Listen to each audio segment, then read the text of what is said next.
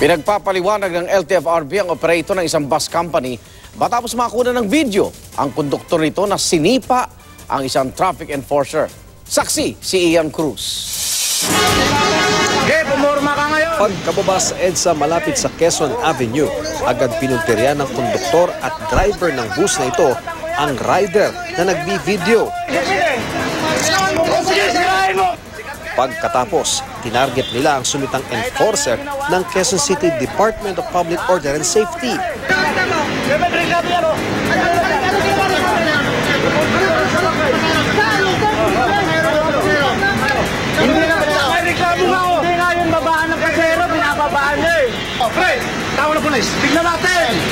Bumalik sa bus ang driver nang marinig ang enforcer na tumawag na ng pulis. Sumunod ang konduktor pero sinipa muna ang enforcer.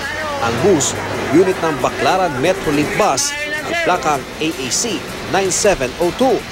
Kwento ng rider na nagvideo, ginitkit siya ng bus at biglang nagbukas ang pinto para magbaba ng pasahero. Muntik na raw siyang mawala ng balanse nang tamaan ng pinto ang side mirror ng kanyang motor. Kaya iniharang niya ang kanyang motorsiklo sa bus. Bumaba yung driver ng bus, sir. Dalawa sila, sir. Gusto nila akong upakan, sir. Galit na galit yung konduktor sa akin, sir. Nagreklamo siya sa enforcer na si Larry Chinel. Pero imbes na kumalma, si Chinel ang pinagbalingan ng driver at konduktor. Sa sikmura raw nasipa ang 61 anyos na enforcer. Masakit po sa akin yun. Ilang naka-uniform siya. Ituloy na yung kaso na yun para hindi na mapamarisan. Naghain na ng incident report si Chinel sa DPOS na susulat daw sa LTFRB at pamunuan ng Baclaran Metrolink. Maglalabas ng show cause order ang LTFRB laban sa operator ng Baclaran Metrolink.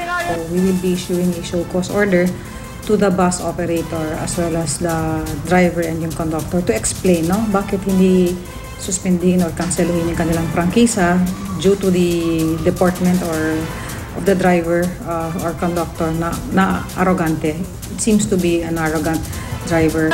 Sinusubukan pa naming makuha ang panig ng Baclaran Metrolink. Ako si Ian Cruz, ang inyong saksi.